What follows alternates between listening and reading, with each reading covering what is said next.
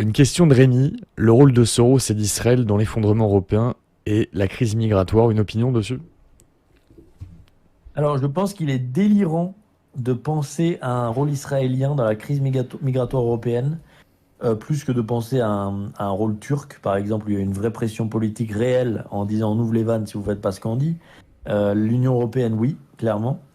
Israël n'a pas intérêt à ça, puisqu'en fait, Israël a dû faire une transition entre le soutien au mouvement de gauche pendant des années vers le soutien des mouvements de droite et l'extrême droite, puisque Israël est à droite et doit légitimer son action militaire. Ça n'aurait pas de sens pour Israël de faire autre chose. Et on a vu la transition pendant ces législatives où il y a carrément eu le père Klarsfeld, où il y a carrément eu ce bon vieux Meyer Habib qui ont dû se montrer publiquement comme non pas des soutiens du Rassemblement national, mais comme des gens qui pouvaient tolérer leur existence.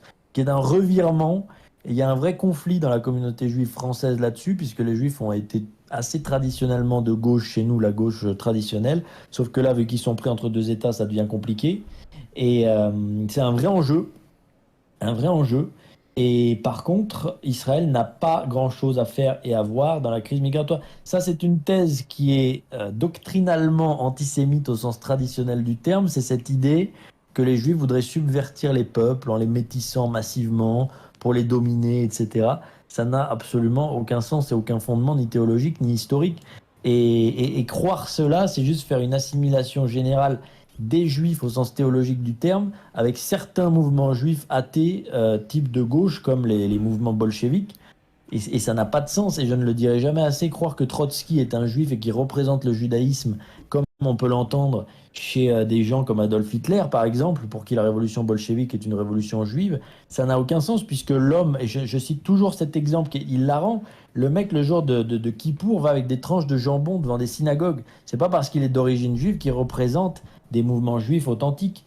Et donc, il ne faut pas assimiler une certaine branche de l'idéologie qui a pu produire le judaïsme, dans certains cas, suite à des pogroms, etc., donc une logique anti-impérialiste, donc une logique bolchevique, donc une logique internationaliste, à un subvertissement des peuples par un grand complot juif. Sinon, on finit par citer les protocoles des sages de Sion, qui est un faux avéré et qui n'a absolument aucun sens. Encore une fois, parler d'intérêt juif, c'est ne pas connaître la politique israélienne, c'est ne pas connaître les dissensions israéliennes. Quel rapport entre un individu d'extrême droite juif matérialiste israélien militariste, un étudiant de yeshiva ultra religieux pour qui le seul but dans la vie c'est de ne pas faire l'armée pour pouvoir lire le Talmud toute la journée, et un extrême gauchiste israélien? Quel rapport entre les trois, si ce n'est leur judéité? Ça n'a aucun sens. En fait, vous pensez qu'il y a une entité juive commune qui tire des ficelles. Vous n'avez pas fait un travail d'analyse sérieux ni de ce qu'est le peuple juif, ni de ce qu'est l'histoire juive, ni de ce qu'est Israël. Donc vous n'êtes pas sérieux, vous êtes disqualifié sur le plan de la doctrine et de la réflexion profonde. Et vous servez une soupe qui n'a absolument aucun sens et qui n'en a jamais eu. Allez comprendre un peu ce qu'est la politique israélienne et vous comprendrez qu'entre un juif d'extrême gauche et un juif d'extrême droite, il y a autant de rapports qu'entre un Français d'extrême gauche et un Français d'extrême droite. Donc parler de complot uni avec une vision unie qui viendrait d'une politique israélienne unie, ça n'a pas de sens et ça n'est pas sérieux. Il peut Et quand je même le y dis, avoir des rapports sexuels c'est-à-dire... entre des gens d'extrême gauche et d'extrême droite. Ah oui, bah, ils peuvent se marier. Et c'est pas impossible, hein. C'est pas, ça peut faire des gosses du Des sang. rapports. Sherman a des rapports. Sherman, le professeur Folding, c'est pour ça que j'adore ta chaîne. Il n'y a que toi qui cites le professeur Eh, Folding au bout du 24. Sherman.